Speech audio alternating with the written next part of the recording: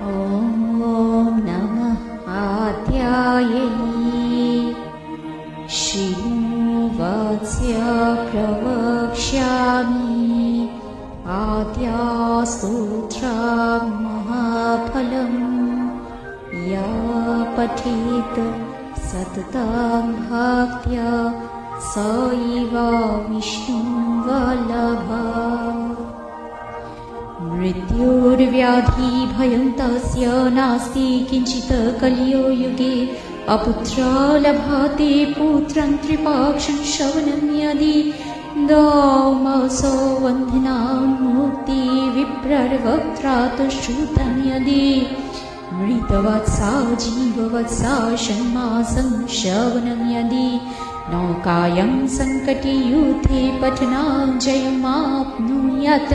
लिखित्वा स्थापयदगेः नाग्निचौरभयं क्वचित् राजस्थाने जैनित्यं प्रसन्न सर्वदेवता इन्द्राणि अमरावत्यामाविका वरुणालये यमालये कालीरूपा कुवीरभवनी शुभा महानन्दाग्नि पुण्ये च वायुव्यां मृगवाहिनी नैऋत्यां रक्तदन्ता च वैश्यानां शूलधारिणी पाताली वैष्णवीरूपा सिंहली देवमोहिनी सुरसा च मणिद्वीपे लङ्कायां भद्रकालिका रमेश्वरी सेतुबन्धे विमला पुरुषोत्तमे विरजावोट्रदेशे च कामाक्ष्या नीलपर्वते कालिका वङ्गदेशे च अयोध्यायां माहेश्वरी वाराणस्यामन्नपूर्णा गयाक्षेत्रे कयेश्वरी कुरुक्षेत्रे भद्रकाली व्रजे कात्यायनी परा द्वारकायां महामाया मथुरायां माहेश्वरी क्षुधा त्वं सर्वभूतानां वेला त्वं सगरस्य च नवमी शुक्लपक्षस्य कृष्णसैकादशी परा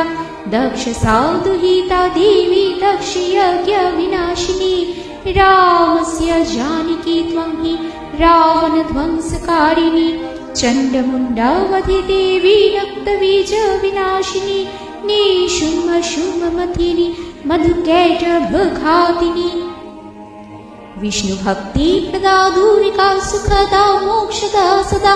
आद्यस्तावनिमं पुण्यं या पठेत् सततं नरं सर्वज्वरभयं सर्वव्याधिविनाशनं कोटितीर्थफलं तस्य लभाति नात्र संशया जयामि चाग्रत पातु विजया पातु पृष्ठत नारायणी शीर्षदेशे सर्वङ्गे सिंहवाहिनी शिवदूती उग्रचण्डा प्रत्यङ्गे परमेश्वरी विशालक्षी महामाया कौमरी सङ्खिनी शिवा चक्रिणी जयधात्री च रणमतरणप्रिया दुर्गा जयन्ती काली च भद्रकाली महोदरी नारसिंही च वराही सिद्धिदात्री सुखप्रदा भयङ्करी महारौद्री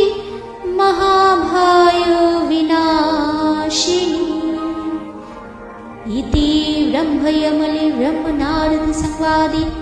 आद्यसूत्रं समाप्तम्। ॐ